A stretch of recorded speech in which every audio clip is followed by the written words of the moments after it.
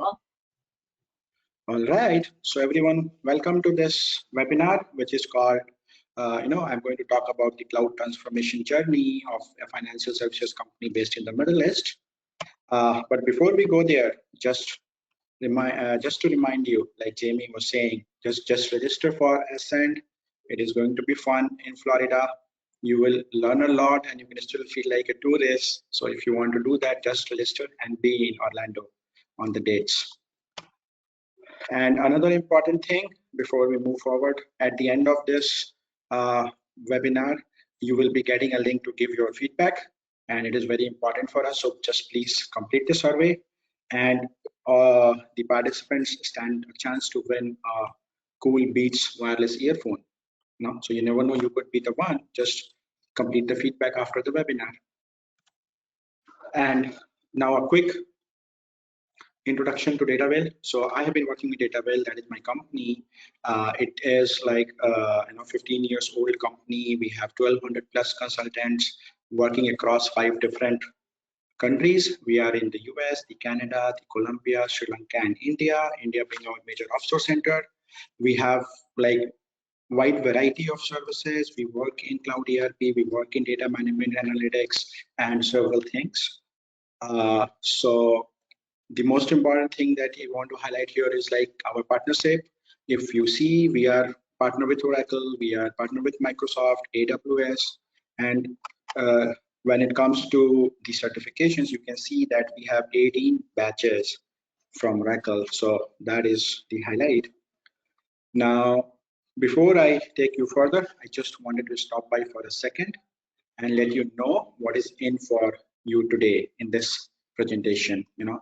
So today, while I walk you through this webinar, these are the high-level things that we'll be covering. I will be walking you through the cloud innovation, how the journey starts, what triggers the journey, what options we have, and then I will introduce you to Oracle ERP Cloud and its capabilities. And then we will move to the most important and the most awaited section, the use case of the business transformation that we did for the Middle East company. And then, that is the time where we will talk about some specific scenarios of what challenges we have been faced, how we solve those challenges, and that will, of course, take us to the, challenges of the project as well. So where I will be helping you with, I'll giving you some insight into what challenges we faced on the project, the execution point of view, and then some tips and tricks which can help you, on your cloud implementations, your cloud transformation journeys as well. And before I proceed further, I just want to take a few seconds to introduce you about myself. So I'm currently working as the Vice President of Delivery at Datavail. I have more than 16 years of experience in the world of ERP. I was working earlier on-prem, and now I have, with the whole industry moving to cloud, I also moved to Oracle Cloud, and I have experience working with Oracle in the product development and then consulting with Datavail. So that is about me, and that takes me to the start of the webinar. I wanted to take you through, like I told you, the first part of our presentation is going to focus about the cloud, what will be driving a cloud innovation project. So like you can see on the screen right now, the guiding principles are not new. They are not rocket science. They are still the same for any innovation. They are out there in the industry, which is like, we want to be relevant. There has to be rigor, replicability, and consistency. So that stays the same. But when it specifically comes to cloud, we see a lot of things which can drive you to move towards cloud, right? So one thing is like, there is a mandate from your organization. The CIO or the CFO or the CEO, they had been to a conference, they have assessed the need of the organization moving to cloud, and then they have put up a mandate, they have created the budget, and they want the organization to move to cloud. That is one of the simplest way, the easiest way. And there are a lot of other things, like it can be driven through IT, where IT says, the IT comes and says that, we want to modernize our systems. We want to get the best of the industry to our business, and then they started. Then there are several things like that. Like we can talk about it one by one, but at the high level, if you see the efficiency needed in the system, the business model has a little bit changed or realigned itself, which needs now cloud into the picture. The cloud, we have also seen cloud getting into your organization when you have some kind of growth in the system, in terms of like you acquire a company and the new company gives you an opportunity to look towards the cloud. And there are like a lot of all those things. But what we have seen as the most important and the most common reason is the compliance. When it comes to compliance of your infrastructure, to your security, to your data, to your disaster recovery, business continuity, when it comes to all of these, those have been one of the most important regions, which have been helping the organizations move to cloud. And oh wow, can you see the next screen?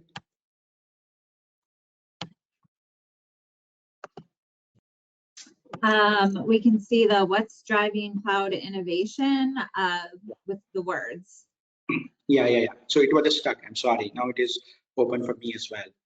All right. So when you think about cloud, so cloud is like vast. There are so many things, and cloud is the buzzword. Everyone wants to be on the cloud, and everyone and there are so many things. Like you can work on the infra, you can work on the application side, you can work on many things, but most prominently, to keep ourselves within the scope of the discussion of this webinar, we would be talking about the SaaS, cloud SaaS, right? Software as a service. So when you commoditize the application and make it shared and make it available all through the time, that is what cloud SaaS is about, right? So the software has become a service now. Your application, which were on-prem, where your exclusive, your dedicated applications are now on the cloud. They are shared, and that is more like a commodity where you just pay for the usage, right? So that is cloud SaaS. It aligns with the business goals in many ways, but just to highlight, I will read out the most important ones, which gives you a lot of efficiency, and we will see it when we go further on the use case as well, the efficiency which we brought into the system. But that is one of the key things. It has got infinite efficiency possibilities. It gives you velocity, it gives you time and focus. A lot of new capabilities are getting added, and that is another thing I will be covering when we go forward on how this cloud applications are giving you increased capability every single day. And then quality and reliability. So that is another thing. Remember, your on-prem systems need to have, there will always be a question mark in this generation when it comes to on-prem system, right? The reliability. But cloud covers it all for you. And when you think about cloud, when an organization thinks about cloud, moving to cloud, the decision could be simple, the trigger could be simple. There could be, like I told, it could be as simple as your CEO mandating it, or it could be coming out of the compliance or aging infrastructure, could be anything. But when you decide to move to cloud, you have to decide what level of cloud you want into your system, your organization to be in. That is a decision that the leaders of the organization have to make. They want to stay at, so this level 0 is your on-prem system, right? So you are still in the legacy, you have not touched the cloud, you are just, you have no approach towards the cloud at all. That is your level 0, the legacy system. And then you have level 1, 2, 3, 4, right? So when you go to the highest level. So in the use case that I will be covering, I can say that we have helped our customer to move from CMM level 0, the cloud maturity model level 0, where they were on the legacy, to move to directly hop to CMM level number 2, where they were able to get all their business processes within the cloud. So that is what we did for the benefit of this customer, and we will see more when I discuss the use case. But again, this is one thing we need to keep in mind, that the business leaders have to take a call. The organizational leaders have to take a call which level they want to fit into. All right, and when you go there, So another important thing, be with the best. Look out to the modern best practices. Now I understand that there are common best practices. I understand there are modern best practices, right? So not everything which is common, which is set, which has been happening for years over years in your organization, not necessarily that is the best practice, the modern best practice. Okay? So you need to take a look at that. These modern best practices have been there for long, but now they are getting improved and tuned every single day and getting better. So look at the digital processes that evolve with you. The organizations can look at that. Look at leveraging all the capabilities which comes with cloud. Look at the leveraging emerging technologies. So we have the cloud. We have a lot of things is now going on your mobile devices. So look at that. Look at the usage of AI and ML. Look at the IoT support that you can leverage to get your organization having a better cloud maturity. So these are the things we should look at. There's a whole, I will say there is a repository of documents, the processes, their explanations provided by Oracle. So that can always be referred to. But this is something I will always suggest that organizations need to look at adopting the modern best practices when they think about moving to cloud. And very quick introduction, I am sure we know it, but if you look at the on-prem systems where everything is not shared, it is with you, for you, in your system, on your hardware, on your asset, that is your on-prem system. And then when you move towards cloud, we see three primary things, which is infrastructure as a service, which takes away part of it, but it still leaves a lot of stuff with you. Then we have platform as a service, and then we have software as a service. Now, software as a service is the typical SaaS product that we talk about, all the applications which have now become a service, available to you as a service, as a SaaS product. So along with SaaS, if you also look at PaaS, that gives you the best of the available stuff in the market to optimize as well as modernize your systems. So SaaS, while I say, any SaaS product, whether it is your financial product, whether it is your HCM product, it will come with all the software the application provides, all the features, the functionalities, the business processes the application provides, and it is very optimized. So it's very good. At the same time, the PaaS gives you, the ability to modernize your system, build your own integrations, build your own applications. Like there are so many things you can do when it comes to PaaS. So, if you are looking for a high degree of optimization, SaaS is the option. If you're looking for modernization along with optimization, then I think this is the best option to go with. Now, having said this, so this was all about the cloud. Let us have a quick look at the Oracle, cloud ERP. So, for the scope of this discussion, will be focused from now onwards only on the Oracle Cloud ERP. So, Cloud ERP, Oracle Cloud ERP, the overall structure of the cloud ERP is like this. You can see we have the ERP, we have and it is an integrated, very end-to-end ERP system. So all the applications, the SaaS applications, and all sit at one level. All the applications are sitting at the top.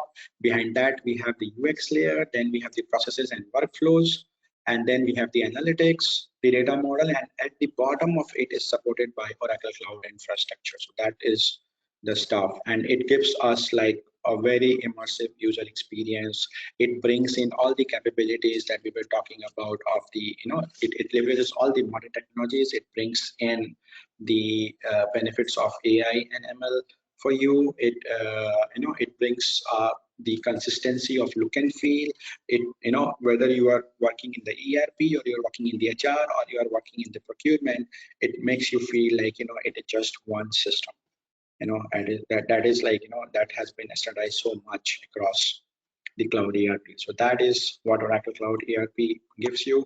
And if you look at this, that is how it's end-to-end connection, connected enterprise that Oracle Cloud ERP provides. So right, starting from the talent to workflow management, go to the financials, talk about your general ledger, talk about your payables, talk about your rev rec, talk about your period closures, month-end closures, talk about your accounting, all of that. Talk about your procurement, talk about your suppliers, talk about all the supply chain stuff.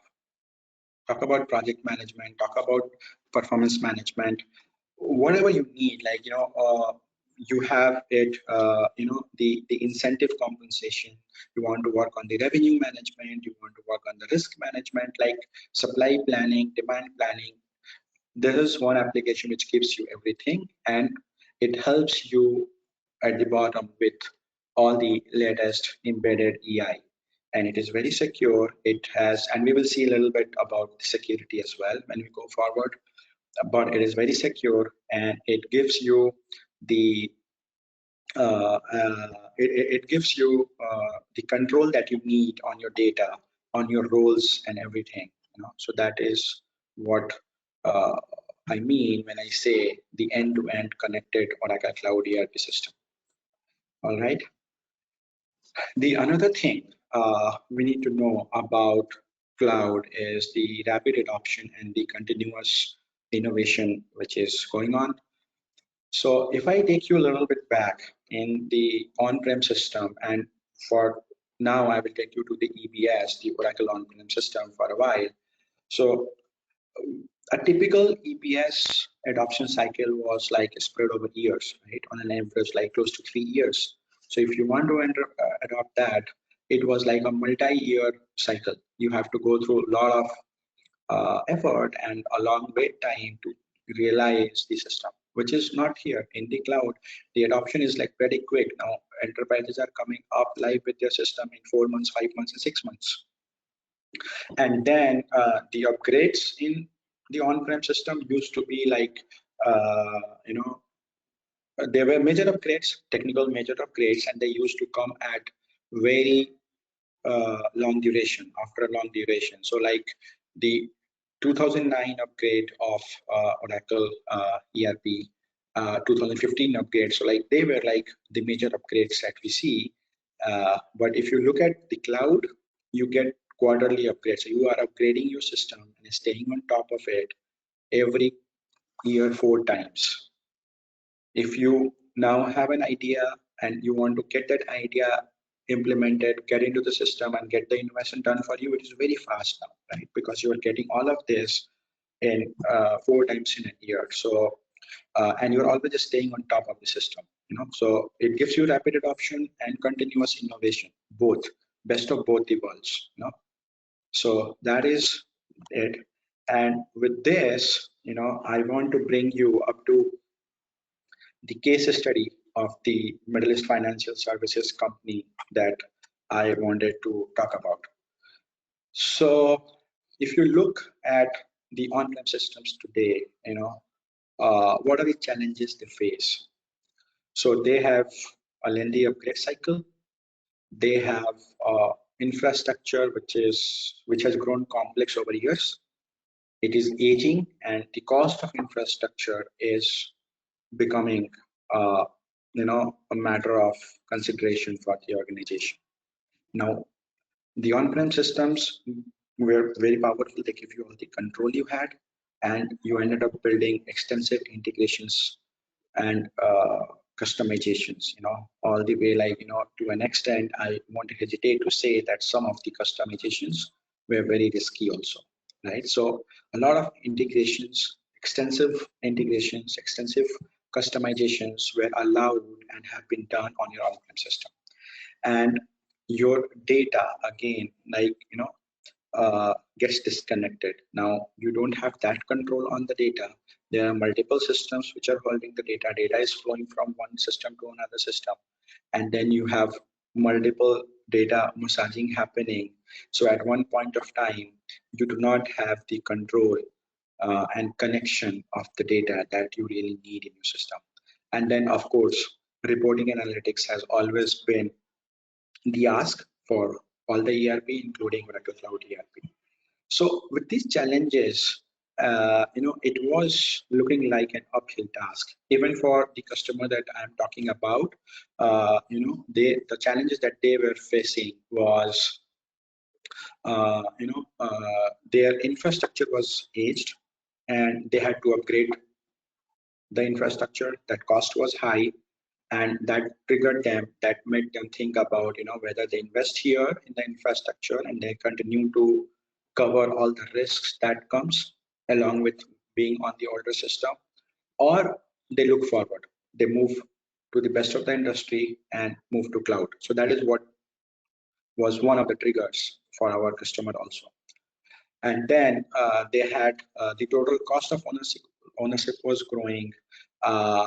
The ERP was old, the features were limited. They were not able to meet the need of the business, whatever business wanted. We saw a lot of processes, important business critical processes, staying out of the system, being done manually in Excel sheets, in emails and SharePoints, and then just passing the final entry into the system for just being the keeping the record. So those kind of things. Then the security of the previous systems, like the on-prem systems, of course we all know that they were vulnerable and not having the required security that we needed. And remember, if you are from an on-prem system, you will remember how many super users you had in your system, right? So too many super users. And then maintenance and support, it was too much of IT dependent. And of course, because there were a lot of infra involved, inefficient processes. Exception handling was because now again, because you have a heavy customization at multiple places, you have integrations several places spread across. So that led you to inconsistent exception handling.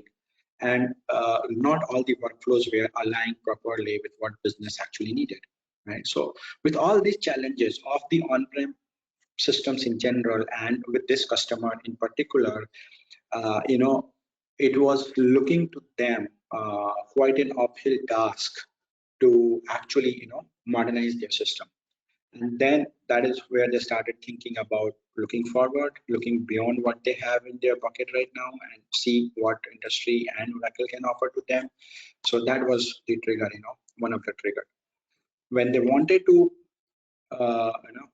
when the decision was made to go to Oracle Cloud ERP as their system, so there were a list of envisioned values and benefits, which was clear to the customer, their team, and to the partners like us as well.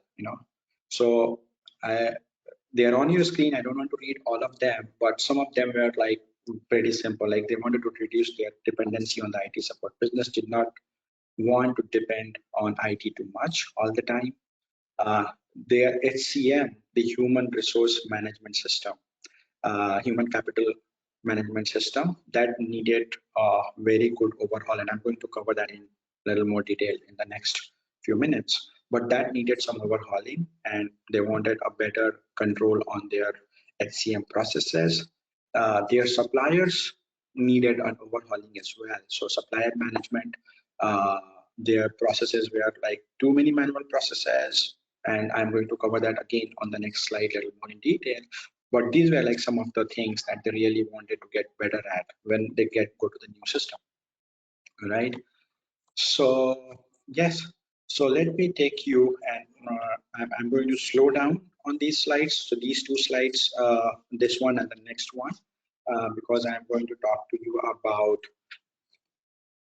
what were the challenges, a little bit in detail. I cannot be very detailed for the interest of time, but I will try giving as much as possible.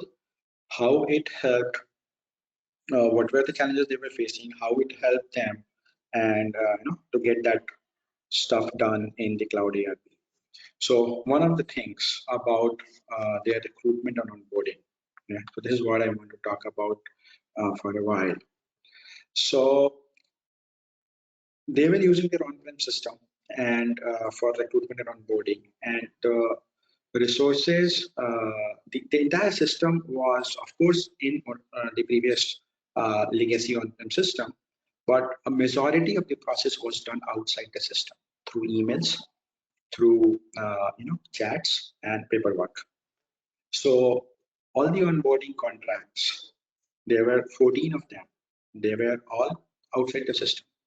They were stored, in someone's email, on someone's laptop, sometimes on SharePoint, multiple versions, and it was not easy to find out the correct, accurate version of the document and then pass it over to the recruitment team. So that was a big thing. And then they also needed on those templates the local language, which is Arabic for the Middle East, the Arabic language translation along with English, right? So that those contracts, those offer letters were needed to be one side in English and one side in Arabic, and sometimes the Arabic, English on the top and Arabic just below it, so that the candidates can read in either of the languages, right? So those were the things. Everything was outside the system, stored in someone's email. Now, uh, the interview scheduling, working with the panelists, manual. Job postings, manual. Interview feedback form, just follow up, send one email to the panelist after the interview, keep on following with them. There was a manual Word document, there was format, send it to them over an email, receive it in an email, and that feedback form for that particular time was good to sit in the email of the recruiter, but it was lying in their email forever, So if you want to find the feedback of a candidate which was hired recently, it was okay. But if you want to find the feedback of something a little older, it was like a nightmare again. Now, the document collection from the candidate. So once you have given the offer letter and you want to now start, or maybe you have still not given the offer letter, but you have decided to finalize that the candidate whom you want to hire, and you want to collect some documents. How do you collect it? Manually. That is what was happening. The recruiters were sending email, and the candidates were sending email back to the recruiter, and it was just those documents were verified, and then just it was sitting somewhere on a local system outside the on-prem legacy ERP system for sure. So these were the things, and when when we implemented and brought in Oracle Recruitment Cloud, we took care that all these 14 templates are within the system. The translation is done every time you send a contract out for signatures.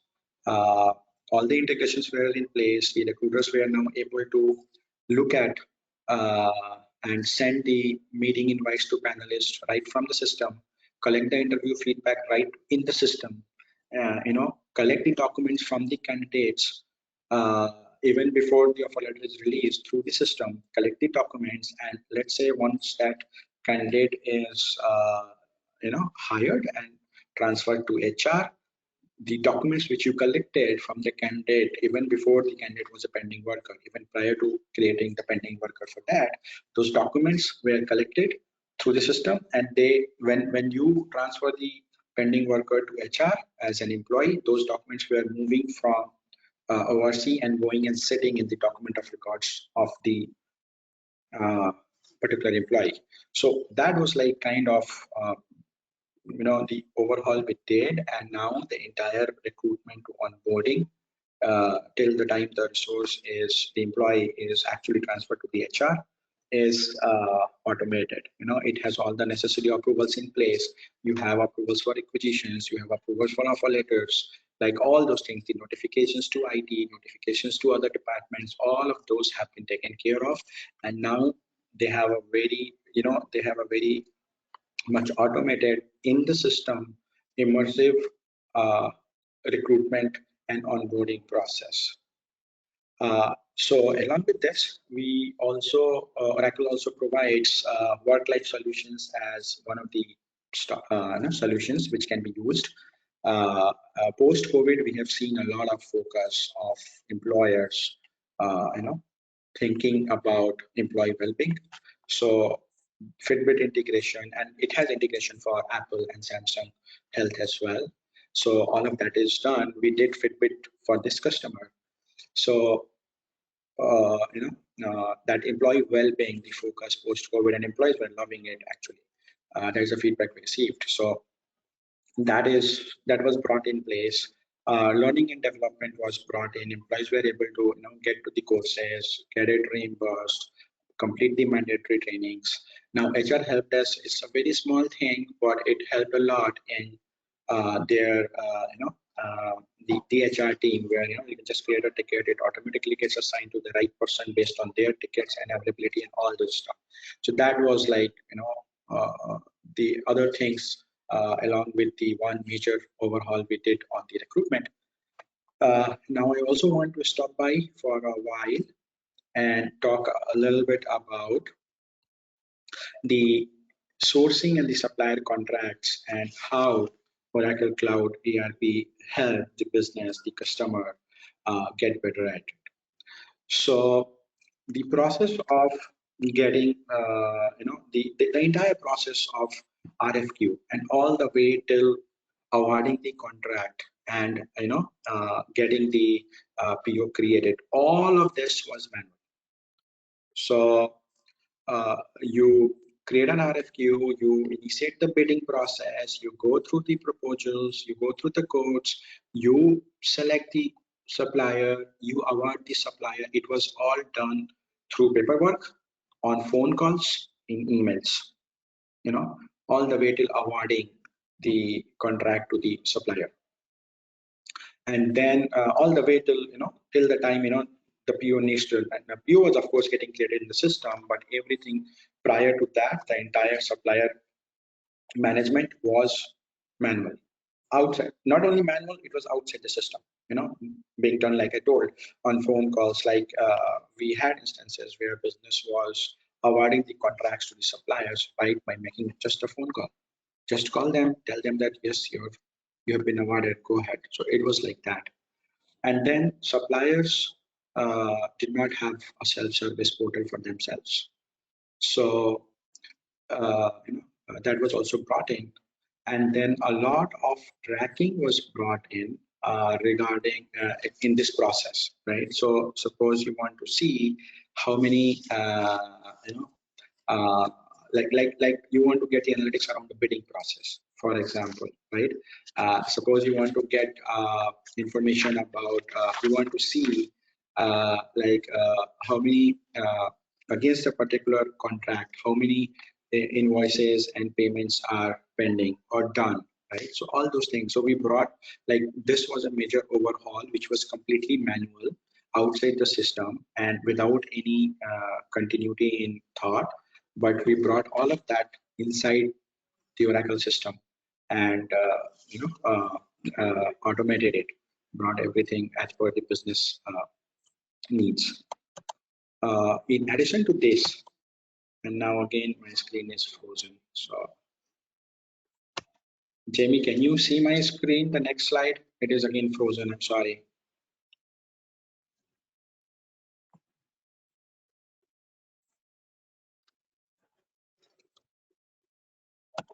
Jamie, are you there?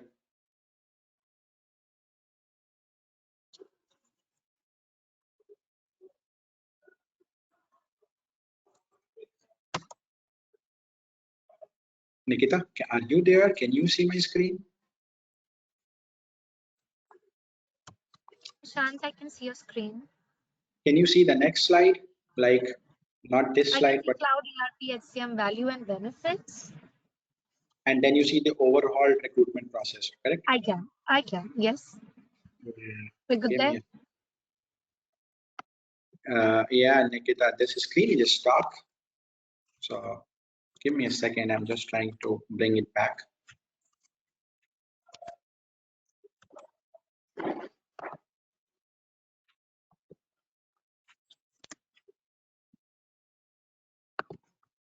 All right, I'm going to just stop the slideshow, and I'm starting the slideshow.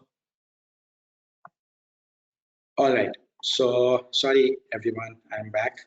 So now, in addition to what we saw about the suppliers process overhauling, about the recruitment and onboarding process overhauling, there were other things as well. So like, The multi-period accounting was manual, we automated it. The rubric was automated. We were able to close the period faster. So, and then it also brings very immersive user experience, not multiple users, not multiple screens, not changing the roles, changing the responsibility to complete one task. You don't need to like go and jump from one responsibility to another responsibility to another responsibility just to like complete one task. Like, so that was there. Security was like, we leveraged a lot of roles, the job roles, the duty roles, the data roles provided by Oracle, and that helped us get a lot of role-based security in place, database security in place. So people were now getting the right set of roles assigned to them, so that they can move across the enterprise application without hopping from one user or from one responsibility to another. It gave them, we worked heavily on the data part and made sure that the data is visible only to the right people, and only to the right people, and the control that organization needs on the data was given. Like I was talking also, that this removed the manual stuff, and we like you do not see many super users in the system anymore. So in the on-prem system, if you have seen, there is a tendency to assign a lot of like super user roles to like whoever needs it, right?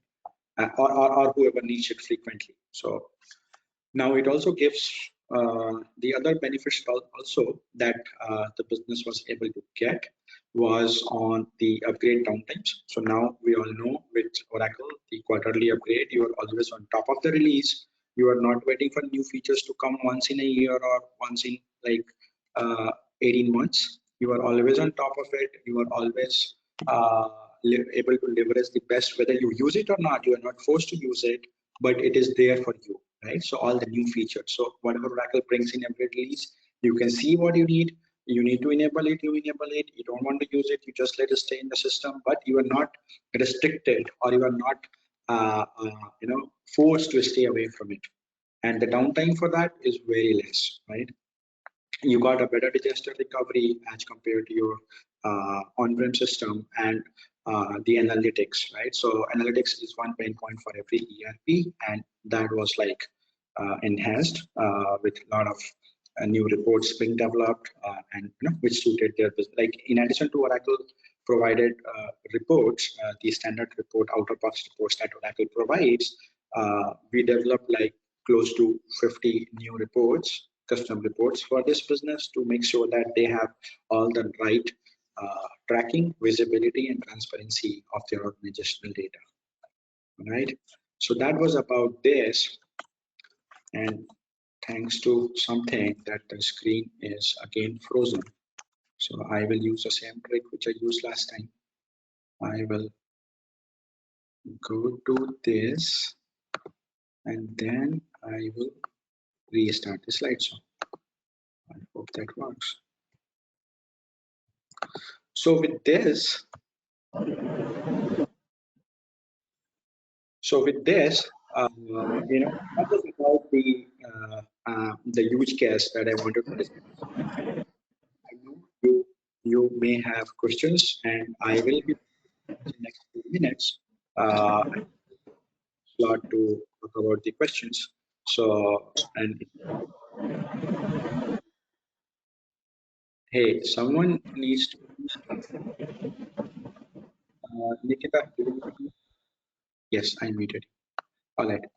So yeah, the challenges faced, right? So this is about, like, we talked all the good things that we have done, but we know that no story is a fairy tale story, right? So no success comes without challenges, and we also had our fair share of challenges and kind of the roadblocks, the humps that we had to cross.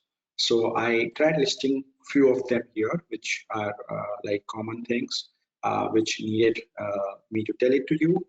And let me just go through it and explain it to you. One thing was about the data migration. Now, the data structure is very different when it comes to on-prem versus what is needed in the cloud. Now, cloud is not the SaaS product specialists, right? So they don't have a if you're only on the SaaS, you don't have that middle database where you can just dump the data and do your data massaging and data enrichment processes. So data has to be in the structure that Oracle gives you. And we all know, based on our experiences, that data is the quality of the data, the structure of the data validation has always been an issue of oversight for all the organizations, right? So this project was no exception. Now, training and adoption was another thing. So what happens that when you go to cloud ERP, like I said, it is very different from on-prem system, where the mindset of the users are more towards having the control, and the process is like when the users are using the on-prem system, they have been using it for like several years, sometimes in decades. In our case, decades, right? So now the thing is, you are so much set with what you have been using that when the new system comes in and asks you to do it in a different way, it needs some training and adaptive, very adaptive mindset is needed from the users. Then ongoing maintenance and support. So cloud ERP solution requires that, and we need to have that thing, embedded and accepted by all the business users, right? One of the major challenges I will not say that is a major challenge, that was something expected to happen on the project, but we had to go through that, was the mindset and the psychology users had. When you lose the control from the on-prem system and when you're coming to cloud, so we had people coming to us and saying that, here you know what, we know how to write queries. How do I write queries in the new system? I know I'm from business, but I know how to develop my own queries. Can you give me the PL SQL prompt? So a lot of those things, if the system is not in our control, how do we, how do I assign a super user? How do I do if my, this thing is not working? How do I do if that thing is not working? How do I bounce the system? How do I refresh my lower instances? All this stuff. So that was one of the things, and we needed to work with that.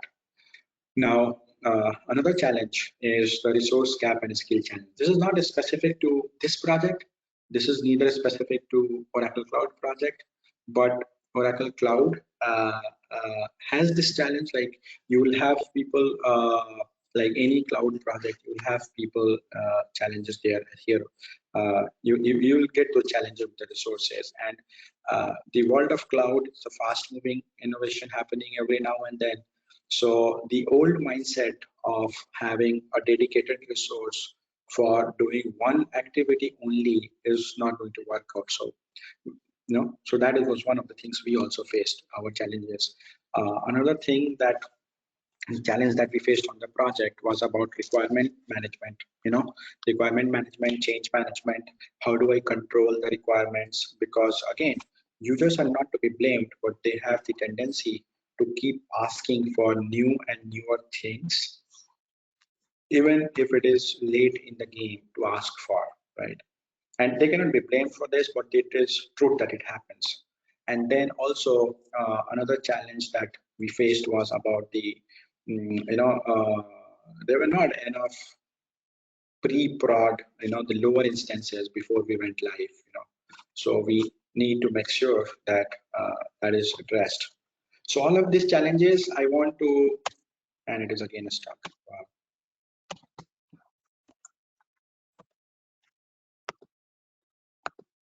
I'm just, give me a second. I am just trying to restart the slideshow, and I hope it works this time. Yes. So with these challenges, I also want to take you not to feel pessimistic or discouraged by this, because none of these were too big. Now we still went live, and the system is good, usable. Business is a lot of business problems, like I discussed the challenges and the values that we brought actually to the business. lot of values were brought to the business. So not to get discouraged by the challenges.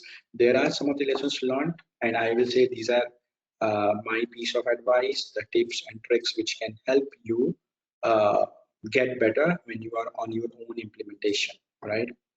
So one thing is, I will say, these cloud projects are so fast moving, and it's different from what we have seen. Like cloud, if it is coming in an organization, and it is going to be new, and cloud is not going to be like on-prem, right? So uh, there will be a lot of opportunity of changes creeping in. There is a lot of opportunities of things falling through the cracks. So you need to have a very strong and focused PMO. And once you have a strong PMO setup, just follow it diligently. Don't escape it. Don't take it easy. Control your rate log. Don't allow issues to grow too long. Make sure that you are recording all the issues, whether even though they are internal. If you're working about the entire organization going live in 5 months, you cannot allow things to just sit in your rate log for long, and all those things needs to be addressed. So just control it, keep it under control, keep it under check, get the right traction, engage the right stakeholders to get things moving. But this is one of my most important tips, that have a very strong focused PMO which can work on this and very diligently work on the PMO practices. Now I talked about instances. When you start working on the project and when you plan for it, when you carve out the infrastructure for it, make sure that you have 2 lower instances at your service so that you can use it. And you will we can talk about it in detail maybe in the questions, or maybe you can approach me later. But you need to plan this instance strategy very well, because that is going to help you. Not in the beginning, it will be easier in the beginning, but the more you approach towards UAT and more you start talking about the data convergence moving from the on-prem to cloud and all this stuff, that is a time where your instance strategy is going to give you a lot of benefits. Now we are talking about very fast adoption cycles, right? The rapid adoption cycle that I was talking about on the cloud ERP, right? So look out for the tools and accelerators. Use them as effectively as you can. There are plenty available in the market, right? Now, one of the trick also is that I want to talk about. One of the tip that I have for this, and that was our learning, is start with the technical components on day one. Don't wait for the last day, or don't wait for the CRP2 sessions to start or getting executed when you start talking about data, when you start talking about integration. One of the lessons that I've learned is that build a technical team, build a separate team which takes care of reports, analytics, data, and integrations, all the technical components, and start engaging them right from day one. And ask business for a separate IT contact with whom you can work, and the responsibility of that IT contact from the business, if you get it, should be to work on the IT components, get the information that you need, help the business understand it. Like that person should be tied with your IT team hip to hip and understand the needs, the dates, the requirements, and go and explain it to business, solve their challenges, and if they're not able to solve, bring it back to you. But the idea is they should be able to force it right from day one, and with the same rigor and the same speed that the functional things are moving on. Repurpose of the resources. Cloud project, I'm telling you, is not going to be a project where like a typical waterfall project where you plan everything and things move just like that. Just as per the plan. You will have challenges, resources, so you need to keep repurposing your resources on a very frequent basis throughout the life cycle of the project. And that is why you have this smiley, because I know if you have done it before, you would be smiling by hearing about this. And then the SaaS products will not give you all the flexibility that you had in the on-prem system. They will give you increase an enhanced degree of value added to your business, but the customizations that you had, the clicks that you were making earlier, the files you were able to download earlier, they may not be available now, even though you have increased value. So those customizations, please maintain the rigor and due diligence from day one. And that takes me back to the first point where I was telling that a strong PMO with a controlled RAID log will give you the right amount of control that you need for a successful cloud implementation. All right, so these were challenges we faced on the project. I will quickly move to, it's not that we had problems only on this project. This graph tells you what problems generally people are facing across the industry on the cloud ERP. So these are the high level this presentation will be shared with you. You will be able to see it in detail. But the tips that I have already shared should definitely be able to help you. And also a couple of things like what can make you successful when you are working on a cloud implementation. So work with business and IT. Like don't work only with the business, work with the IT as well. Work with partners like us who can help you plan it, implement it, set the strategy, set the roadmap for you. Leverage the solutions. Oracle gives you, like I was talking about, the end-to-end connected enterprise with all the modern best practices available. Leverage those, explore them, leverage them. Get the maximum ROI on your cloud investments. Okay, and then have this mindset of solving challenges so that it does not cause any kind of delay. So you have challenges, you will solve it, you will move forward it. So just keep it in mind that it's going to be a normal day in your life on these kind of projects. And yeah, before I end, I just want to read this quote. The arrogance of success is to think that what you did yesterday will be sufficient for tomorrow. Correct? This line appeals a lot to me. Do not think that whatever you have done yesterday is sufficient for tomorrow. And like this slide says, this transformation, the cloud transformation which you have done, is not your destination. It's just a journey. You have come so far. Enjoy this, enjoy the success and the value you have added here, but be prepared to keep on getting more transformations and keep on walking the path and get more and more benefits. With this, I will remind you at the end of this webinar, you will get a feedback link. Please do share your feedback. It's important for us, and the participants win a chance. They have a chance to win a wireless headset from Beats. So just do take it, please submit your feedback and your questions. We are going to open for questions now. I will look at the questions, and you can also reach out to me afterwards if you want to connect with me and get more of your questions answered. Jamie, over to you. Okay. I do have some questions here that came through directly. So how do you suggest organizations ensure they are getting the maximum value from their cloud transformation journey, especially in terms of cost effectiveness and scalability?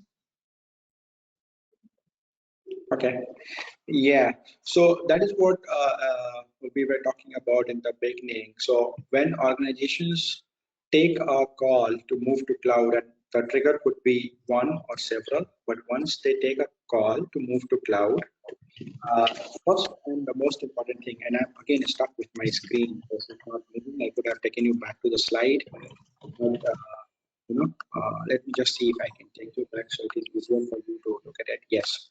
So this is the thing, So based on what you really need. So cloud is exciting. It's the buzzword. Everyone is talking about cloud. Hey, can you see my screen? Not yet? No, not right now. Yeah. So yes. So if you can see it now. Yep, now I can. Yeah, so when organizations see cloud is very famous today, everyone wants to go to cloud, everyone wants to know about cloud, everyone wants to be on the cloud. And as fancy as it sounds, as modern as it sounds, we need to be very careful when we take our call. The organizational leaders, the business leaders need to be taking this call mindfully in which level of cloud maturity they want to jump to. Now, everyone wants to jump to the highest level, but based on what business you have, what kind of a scalability you need, what kind of value additions, the benefits you are looking for, you need to decide what level you are going to jump to. Like in case of the customer that I was talking about, the case study, in that case, the customer mindfully took a call to move from level 0 to level 2. So they were also tempted to go to the highest level, but then again, everything in the market which is available may not suit you. So you have to take that call. That is one important thing. And then the other thing that you also need to keep in mind when you are deciding that, and this is interesting about my screen, that what kind of benefits you are looking for. So let's say if you look at this screen, if you are looking for optimization only, if you're not looking for too much of modernization, too much of custom applications to be built, too many different things to be done, you don't need to create your own screens, you don't need to intercept the standard processes and create your own processes. If you don't need it, go with SaaS. Stay. If you have your organization is heavy towards that the standard process won't work, you need to intercept them and plug in your business requirements, business needs. So then you have to look at the back side of it as well. So Jamie, just to put the answer to your question in short, like there is no straight away answer, but there are several things you need to consider so that you can maximize your cloud investment. Thank you. All right, it looks like we are almost out of time. So unless there are any other questions, which I don't hear,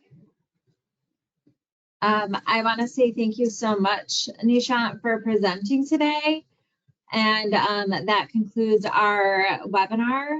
And I hope everyone enjoys the rest of their day and week. Thank you so much. Thank you, Jamie, and thanks everyone for attending the webinar. It was a pleasure to be in this meeting and hope I'm helpful. Thanks a lot. Have a good day. Thanks. Bye. Bye-bye.